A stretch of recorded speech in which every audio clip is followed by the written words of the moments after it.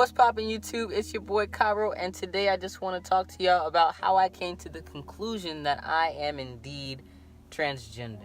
And this story dates back all the way to preschool, so just sit back, relax, and enjoy the story. And like I said, this started back in preschool. I was already dressing like a tomboy, had similar hairstyles to a lot of the guys.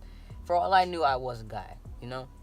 I even had little fake relationships, and was kissing girls on the playground. Things I knew were wrong, but it felt right, you know. I remember around one of the Halloweens around the same time, I dressed as a pirate, and these girls walked by saying, "Oh my God, he's so cute." And that felt so natural, and it clicked at that moment that something wasn't right about me. Something was definitely different. Back then, I also knew what each sex had. You know, I knew what private part each sex had. I don't know where I learned that from so early in my life, but I knew. And at some point, I started even praying to God to wake up with what guys had.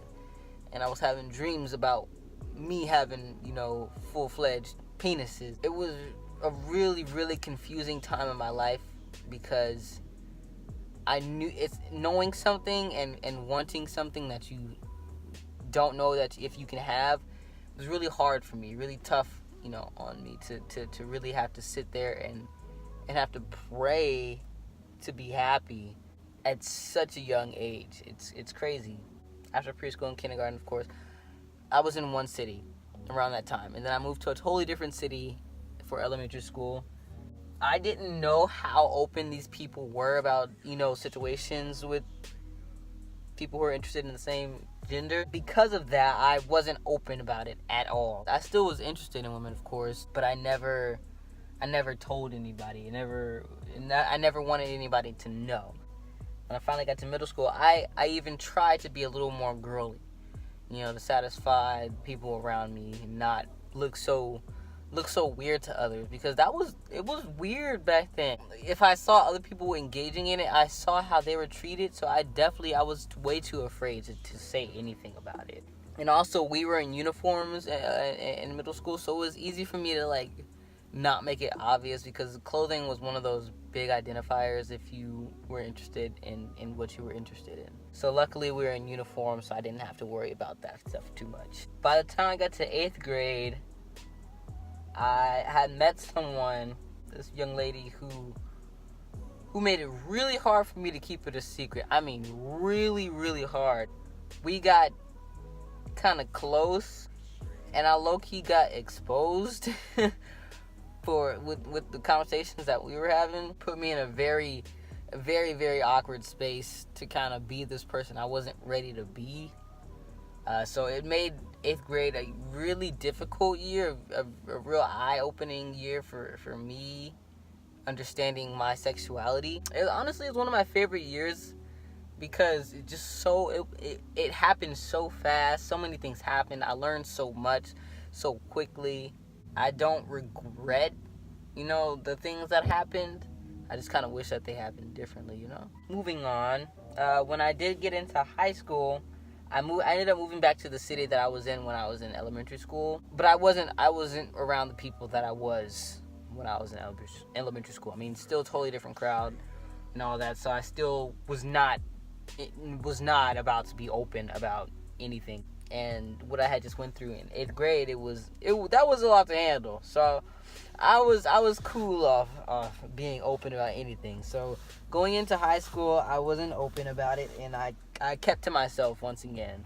And it was actually the girliest time in my life too, is where I really, really, really tried to hide, my past and not make it obvious that I was interested in women. But I did meet somebody in I believe 10th grade, who once again made shit really hard for me. And I almost came out because of that situation, but I still just was not ready, And to be honest, I was kind of interested in guys just for the fuck of it, just to really, hide that shit. So I did try dating guys as well. And because of that, I really didn't want anybody to know. So even when that situation with that girl did happen, it still wasn't enough to,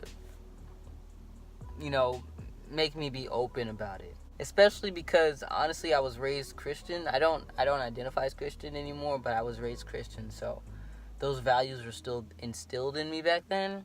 But yeah, I actually had also met this one kid who was transitioning in high school, who I kind of was drawn to because it was different. He was open about it. It was a new kind of like term for me, I had never heard this word before, and I didn't know it was a way to describe someone who's going through what, he was going through, or what I could potentially be going through.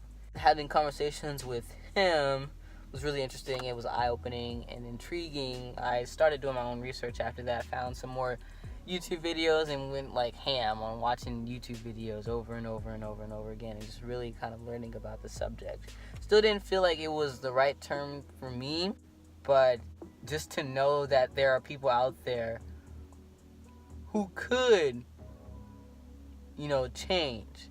That was really interesting to me. Even though I wasn't open about my sexuality, at some point I did kind of laze out with my apparel, and more questions did start to arise. I was starting to be asked, who I was interested in, what I was interested in. I lied all the time, but I was scared, So I made it through high school without exposing myself too much. But we moved into college, and I tried for a little bit longer to, really hide what was going on, my feelings and all that. And then I met this one girl in college.